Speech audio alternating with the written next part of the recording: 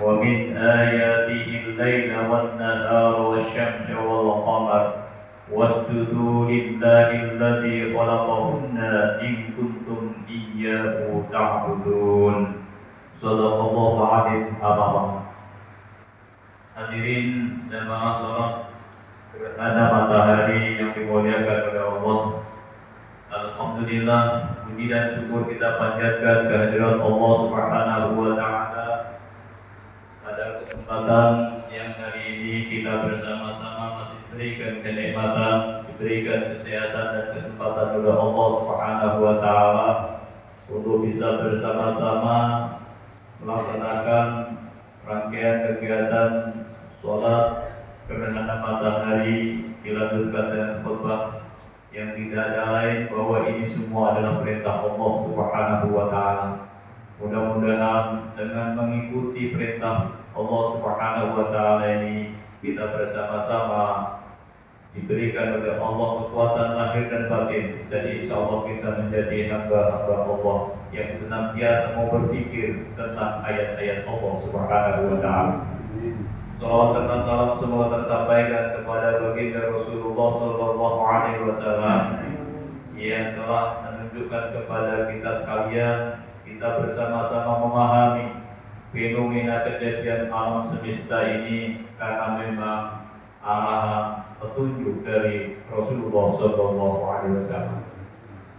Para jemaah sekalian, dalam kesempatan yang bahagia ini, tentunya mari kita bersama-sama senantiasa meningkatkan kualitas iman dan takwa kita kepada Allah Subhanahu wa taala, berupaya dan berusaha untuk menjalankan segala perintah-perintahnya dan selalu menjauhi seluruh larangannya.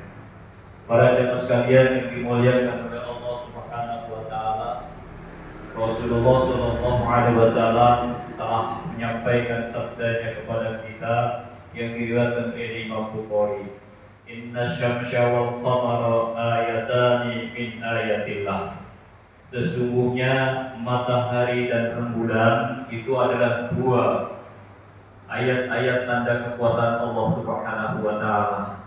La yasifani limutin, bahwa dua tanda kekuasaan Allah yang terjadi gerhana nanti itu bukan ada kaitannya dengan kematian seseorang atau wala li hayatihi, atau dengan kehidupan seseorang atau kelahiran seseorang.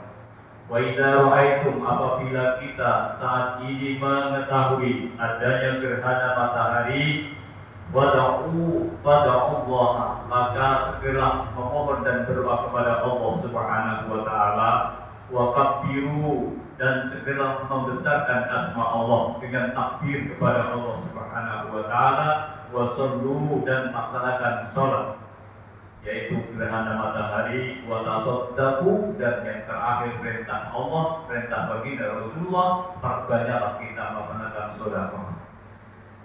Dasar hadis ini para jemaah sekalian mendasari kepada kita setiap adanya gerhana baik matahari maupun rembulan, kita disunnahkan oleh Allah Subhanahu wa taala untuk senantiasa memperbanyak untuk berdoa kepada Allah Subhanahu wa taala.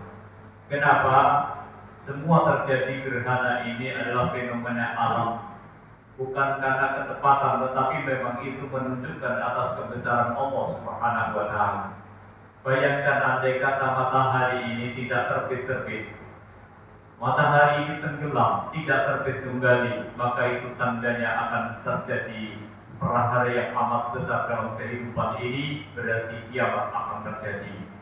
Dengan demikian tidak ada lain kecuali kita di saat ini untuk senantiasa memohon dan berdoa kepada Allah. Kita mohonkan seluruh kehidupan ini, mudah-mudahan kita semuanya ini oleh Allah ditakdirkan menjadi hamba-hamba Allah yang husnul khotimah. Kita berbanyak mendekatkan diri kepada Allah Subhanahu wa taala. Kita berzikir kepada Allah Subhanahu wa taala, karena dengan memperbanyak doa-doa inilah barangkali karena doa ini semuanya nanti akan dikabulkan oleh Allah. Wa insya Allah di akhir hayat kita andai kata terjadi akan adanya hari kiamat, insya Allah kita menjadi hamba Allah yang dekat dengan Allah Subhanahu wa taala. Untuk itu perbanyak berdoa dimanapun kita berada.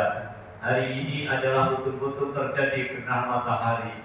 Mari kita bersama menghayatinya bahwa kejadian ini semua adalah karena Allah Subhanahu wa taala, bukan karena siapa-siapa. Bahkan ada orang yang menganalisa, katanya matahari ditelan oleh buta. Ternyata itu tidak terjadi. Itu hanyalah ilustrasi bagi orang-orang dahulu yang memang tidak ada petunjuk dari Allah Subhanahu wa taala. Sehingga apabila terjadi gerhana dikatakan bahwa matahari dan bulan dimakan oleh buta.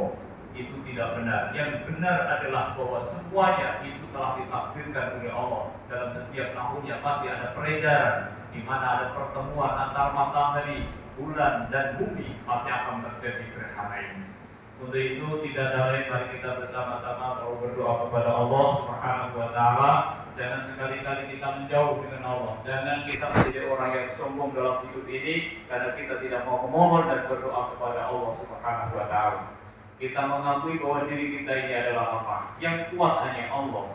Kita ini tidak tahu apa-apa. Yang mengerti adalah Allah Subhanahu wa taala. Apa yang akan terjadi kita tidak akan tahu, tapi Allah Maha tahu. Dan apakah kita nanti akan surga atau neraka, yang tahu adalah Allah Subhanahu wa taala. Kita hanya diperintahkan kepada Allah, berdoa kepada Allah Subhanahu wa taala. Yang kedua, perbanyaklah kita membesarkan asma Allah. Wa kabbiru, maka bertakbirlah. Mestinya hari ini kita bersaut-sautan melaksanakan takbir membesarkan asma Allah. Bagaikan kita merayakan hari raya Idul Fitri atau hari raya Idul Adha, yaitu kita selalu membaumkan kalimat-kalimat takbir kepada Allah. Allahu Akbar, Allahu Akbar, Allahu Akbar. Tidak ada yang besar kecuali Allah Subhanahu wa taala. Semua makhluk yang diciptakan di muka bumi semuanya adalah kecil. Semuanya harus bisa menghambakan diri kepada Allah dan bisa membesarkan asma Allah Subhanahu wa taala. Dengan kalimat takbir yang kita ucapkan, maka itu sekaligus menghantarkan hati kita berdebar bahwa kita ini semua adalah kecil, yang besar adalah Allah Subhanahu wa taala. Apapun yang terjadi semua adalah karena Allah Subhanahu wa taala. Kemudian yang ketiga yang harus kita lakukan adalah wassallu, kita laksanakan. Sebagai baginda Rasulullah SAW, kejadian gerhana ini pernah terjadi pada zaman Rasulullah. Pada saat itu Rasulullah SAW sedang duka. Cucu terkasihnya Hasan dan Husain dipanggil oleh Allah Subhanahu wa taala. Sehingga banyak sahabat-sahabat yang mengatakan gerhana matahari ini, gerhana bulan itu karena ada suatu balak katanya. Kenapa? Karena adanya pemahaman, karena terjadinya kematian cucu baginda Rasulullah Hasan dan Husain. Akhirnya baginda Rasul langsung menyampaikan hadis ini. Tidak ada kaitannya gerhana matahari maupun bulan ini dengan kematian seseorang. Tidak ada kaitannya. Tetapi semua itu betul-betul karena kebesaran asma Allah Subhanahu wa taala. Ketika terjadi itu baginda Rasul dalam kondisi duka, terjadi gerhana, akhirnya baginda Rasul lari menuju ke masjid dan menyampaikan kepada seluruh sahabat-sahabatnya, mari kita laksanakan sholat. Kita melaksanakan sholat gerhana agar supaya apa yang nantinya akan terjadi tidak menjadikan sebuah kecelakaan dalam kehidupan ini.